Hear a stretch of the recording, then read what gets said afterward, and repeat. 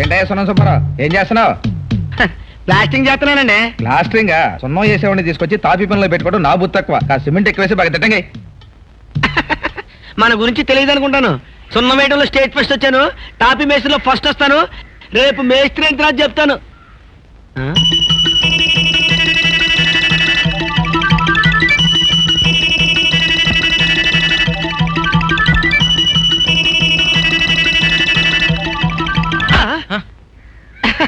ఏంటండి చాలా జాగ్రత్తగా పరిశీలిస్తున్నారు. ఇల్లు కట్టే ప్లాన్ ఏమైనా ఉందండి?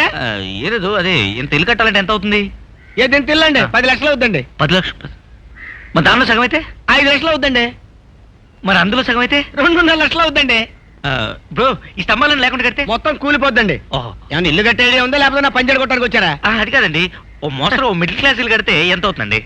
ఇప్పుడు నాలాగా పని తెలిసినోడు కట్టాడు అనుకోండి, చాలా సౌక అయిపోద్దండి. నీలాగా అంటే టవల్ వేసుకొని బని వేసుకొని నిక్కరేసుకున్నాను అనుకున్నారా? ఇప్పుడు బెదవాడ ప్రకాశం మ్యారేజ్ ఉందండి, అది నేనే. నువ్వా? కట్టాల్సింది కొంచెం మిస్ అయిందండి. మెడ్రాస్ ఎల్ఐసి బిల్డింగ్ ఉందండి, ఉంది, అది నేనే. నువ్వా? కట్టాల్సింది కొంచెం మిస్ అయిందండి. ఈ కథలన్న ఆపు, లేకపోతే ఈ బిల్డింగ్ కూడా మిస్ అవుతుంది. మినిమం ఎంత అవుతుందో చెప్పు. నిజంగా మీకు ఇల్లు కట్టాలని ఉందండి? ఉంది. ప్రమాణ పూర్తిగా ఉందండి? ఉందయ్యా. ఉంది. లోపల కూర్చున్నాం. ఇది కట్టుకోండి.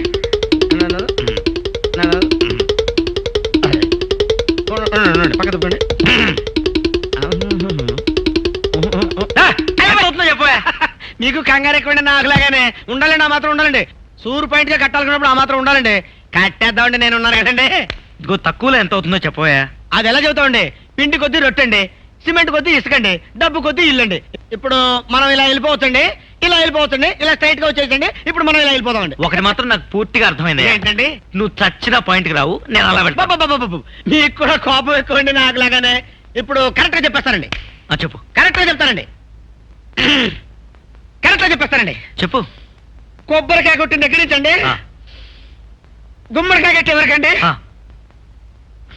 కరెక్ట్ గా చెప్తానండి. చెప్పు. 2 లక్షల కంటే ఎక్కువ అవుదండి. 2 లక్షలా? ఇల్లు ఎప్పుడు మొదలు పెడదామండి? 2 లక్షలు దొరికినప్పుడు చెప్తాలే. ఆహా, 2 లక్షలు లేకుండా ఇల్లు కడదామని వచ్చావా? రూపాయన్నర ఉందా? పోనీ 2 రూపాయలు ఉందా ఇల్లు కట్టడానికి? ఇలా అడుక్కుంటే వెళ్ళు. ఈ బిల్డింగ్ ఎంత అవుద్ది? ఈ బిల్డింగ్ ఎంత అవుద్ది? పై కప్పు ఎంత అవుద్ది? పిల్లర్స్ లేకుండా ఎంత అవుద్ది? కడతాడంటే ఇల్లు కట్టనే కట్టు. పొద్దున ఆర్డర్ ఇచ్చాడు, ఇప్పుడు నువ్వు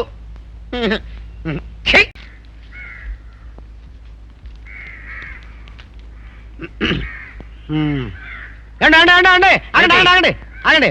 మంచి ఐడియా వచ్చిందండి. ఐడియానా? ఏమిటది? ఏ ఐడియా అంటారేంటండి? మన ఇంటి పక్కన స్థలం ఖాళీగా ఉంది కదండి, దాన్ని ఎవరి చేత కొనిపెట్టించి దాన్ని కట్టించే కాంట్రాక్ట్ కూడా నాకే ఇచ్చారనుకోండి, ఏమవుద్దండి? ఏమవుతుందంటావు? ఏమవుద్దంటారంటండి? డబుల్ వర్క్ వల్ల 2 ఇళ్ళకి కలిపే సరంజామా కొనిపిస్తాం కదండి, అందులో 30% మిగిలిపోద్దండి. ఒకే మేస్త్రి ఒకే కూలండి, 2 ఇళ్ళు 2 పనులండి. కాంపౌండ్ వాళ్ళు ఒకటే కదండి, అందులో కొంచెం లాభం మిగులుద్దండి. ఏమంటే మళ్ళీ అనమాట అండి, వాళ్ళు చూడనప్పుడు కొంచెం ఇసుక సిమెంట్ మిగిల్చేసి మనకు తొక్కేస్తానండి. మరి నేను చూడనప్పుడు వాళ్ళ తొక్క అస్సలు అలా జరగదండి. ఇంతకీ మీతో పాటు కలిసి వచ్చి ఇల్లు కట్టే మనిషి దొరకాలి కదండి. నేనున్నానండి, నేను చూసుకుంటాను కదండి. అయ్యో, ఆగితే తిట్ల కార్యక్రమంతో పూర్తవుతుంది. పెట్టే కార్యక్రమాలు కూడా జరుగుతారా?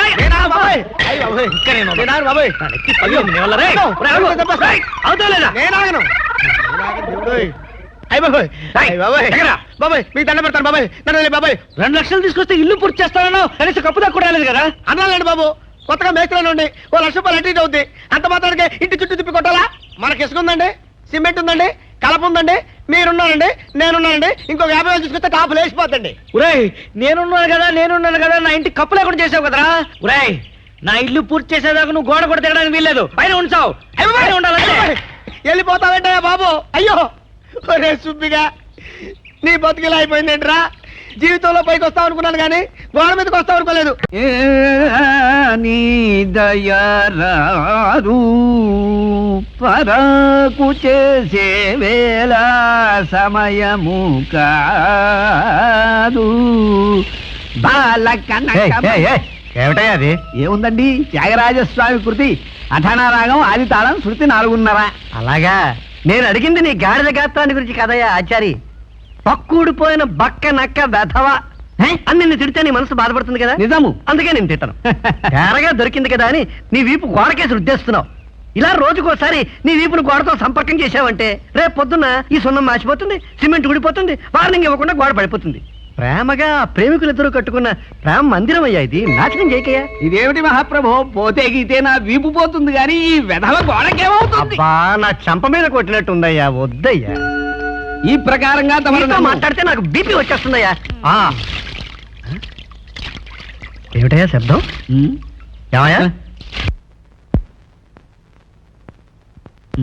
ఇన్నేళ్ల సంసార జీవితంలో అది నిలబడే స్థానం చేస్తుందన్న విషయం నాకే తెలియదు. తమరికి ఎలా తెలిసిందన్నదే నా ప్రశ్న. నిలబడి స్నానం చేస్తే ఖర్చు బొక్కలు పడిపోతుంది, అందుకు ఈ ప్రశ్న. అది వెళ్ళి మీ ఆవిడ కాళ్ళ మీద చెంపుతో కొట్టి కూర్చోబెట్టవా, ఎరకపోయి మీలాంటి వాళ్ళకి వెళ్ళిచ్చాను. వచ్చాయి గంగాళం. అయ్యి బాబోయ్, నువ్వు వెళ్ళవయ్యా, ఉన్న పళంగా వచ్చేయగలదు. ఓయ్, నువ్వు రావద్దు, మీరున్నది. అప్పుడు కృష్ణార్జునుల రథం ఎలా పెడుతోందయ్యా అంటే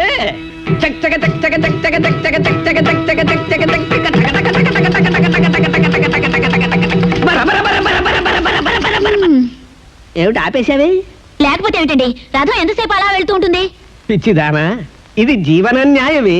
మన దగ్గర ఉన్న కథ అంతా ఒక్క రోజునే చెప్పేస్తే ఆ తర్వాత వాళ్ళకి చెప్పడానికి మన దగ్గర కథే ఉండదు. అందుకని ఈ రథం ఇలా ఓ 15 రోజుల పాటు నడుస్తూనే ఉండాలి. ఏడ్చినట్టుంది, కథను ముందుకు నడపండి. అలాగే మహాభక్త జనులారా, అప్పుడు అలా రథంలో వెడుతున్న కృష్ణార్జునులకి దూరంగా ఉన్న కోటలో నుంచి ఓ ఆర్తనాదం వినిపించింది. అప్పుడు అర్జునుడు కృష్ణుడితో ఇలా అన్నాడు, ఏమని? బాబా, ఎవర్రా ఏటున్నది కోటలో, ఏమిటా ఉపద్రవము వజూపు. నేను వాయించు. ఎవర్రా ఏటున్నది కోటలో, ఏమిటా ఉపద్రవము వజూపు. అబ్బబ్బబ్బబ్బా, ఏమిటండి చప్పుడు? వెళ్ళి ఆపమని చెప్పండి. భగవాన్ గారు వస్తున్నట్టున్నాడు. ఏమిటి ఈ విధముగా ఏమిటి శబ్దాలు రైస్ మిల్లాడించినట్టు? మాకు మతులు శృతులు రెండూ పోతున్నాయి. మేమేం కథలు ప్రాక్టీస్ చేసుకోక్కర్లేదా మాస్టారు? బాస్, వీడి సంగతి చూడు. మా కొంప మా ఇష్టం, అడటోడిరా. వదిలేస్తే వెళ్ళిపోతా. ఏమిటండి అలా పడ్డారు? తోస్తే పడక తోస్తానా? ఏమిటా కథ ప్రశ్న? నువ్వు వాయించు, నువ్వు శృతైవే. ఇంకా దేవదేవుడు వచ్చినా నా కథాపను. ఎవడా ఎత్తునది కోటలో, ఎమిటా ఉపద్రవము వజూపుము. ఎవడా ఎత్తునది. ఎవరు మిమ్ము పంపినారు చెప్పుకు పోయలుగలార, ఎవరు మిమ్ము పంపినారు చెప్పుకు పోయలుగలార.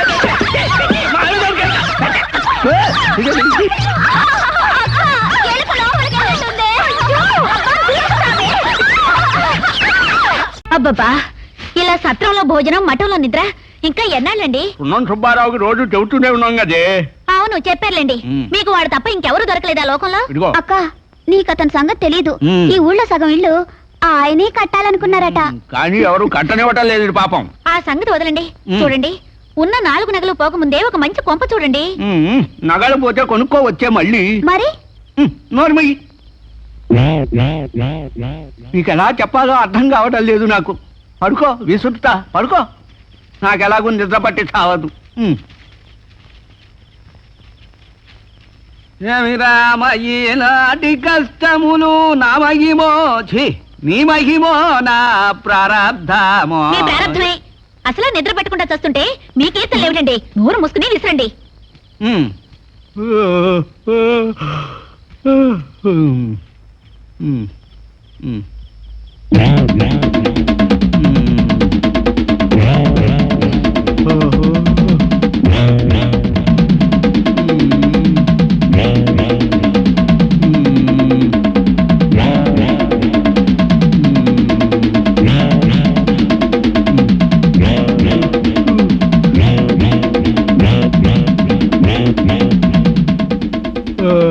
తెల్లారిపోయింది.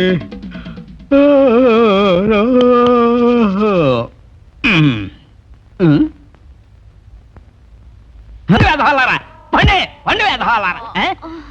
రేయ్ రేయ్, అయ్యో, అయ్యో ఊరి జనంతో పాటు నువ్వు చేరావా ఇక్కడికి? అయ్య బాబాయ్ నేను ఇక్కడికి ఎలా వచ్చానండి? వరదల్లో కొట్టుకొచ్చావు, బుద్ధి లేకపోతే సరి. ఆయన కాదు, అసలు మీకే బుద్ధి లేదు. దానికంటే పెళ్లి చేయరు, ఇటు ఇల్లు చూడరు. దక్షిణ కూడా వేయలేని వెధవలందరూ రాత్రి అయ్యేసరికి సత్రం చేరుతున్నారు. అయ్య బాబాయ్ నేను అలా రాలేదండి. ఓ పార్టీకి ఇల్లు కట్టిస్తున్నానండి. అందులో పోర్షన్ మీకు అద్దెకిప్పిద్దామని వచ్చానండి. రాత్రి వచ్చేసరికి ఒకరి మీద ఒకరు పడుకుని ఉన్నానండి. అయ్య బాబాయ్ నేను ఇక్కడికి ఎలా వచ్చానండి? అక్కడ కదండి పడుకున్నాను. మళ్ళీ నన్నే అడుగుతాడేమే? మీరు ఊరుకోండి. బాబు ఆ ఇల్లు ఎలాగైనా మాకు అద్దెకిప్పించు బాబు, నీకు పుణ్యం ఉంటుంది. నీ పెళ్లికి ఉచితంగా కట్ చెప్తాం.